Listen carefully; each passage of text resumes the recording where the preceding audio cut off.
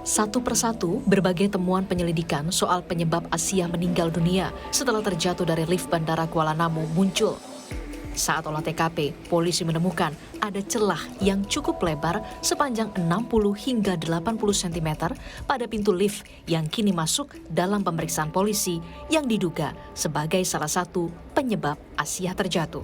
Di sisi pintu yang dibuka dan mengakibatkan kecelakaan itu, teman-teman sekalian, itu ada ruang yang cukup lebar, kurang lebih 60 cm, 40-60 saya hitung kemarin, gitu, dan cukup langsung dari tingkat 3 langsung jatuh ke tingkat 1.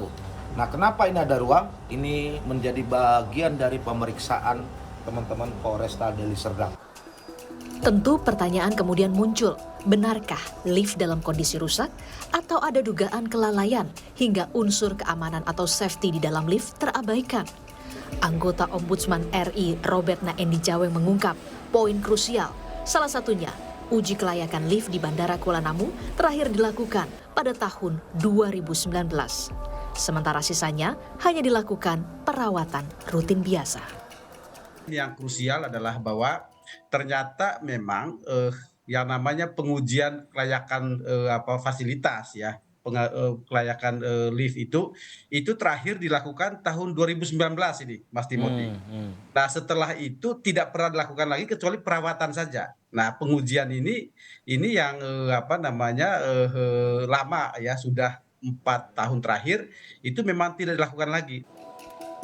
Sementara salah satu ahli mechanical, electrical, and plumbing punya catatan lain, di antaranya kemungkinan penguncian lift yang tidak berfungsi hingga menyebabkan pintu bisa dibuka hanya dengan satu tangan, seperti pada visual CCTV sebelum Asia terjatuh.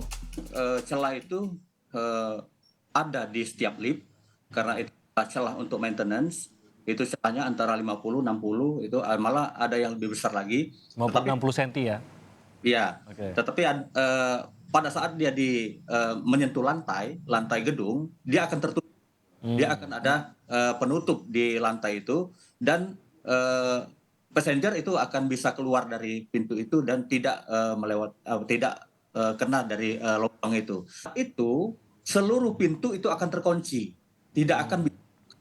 Nah, ini yang jadi masalah. Kenapa dia bisa terbuka? Yeah. Karena kemungkinan besar ini penguncinya sudah tidak berfungsi, sehingga bisa dibuka dengan tangan kosong.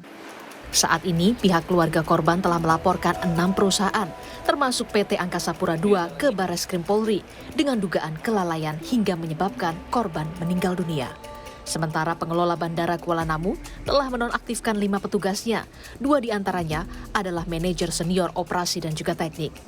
Tim Liputan, Kompas TV.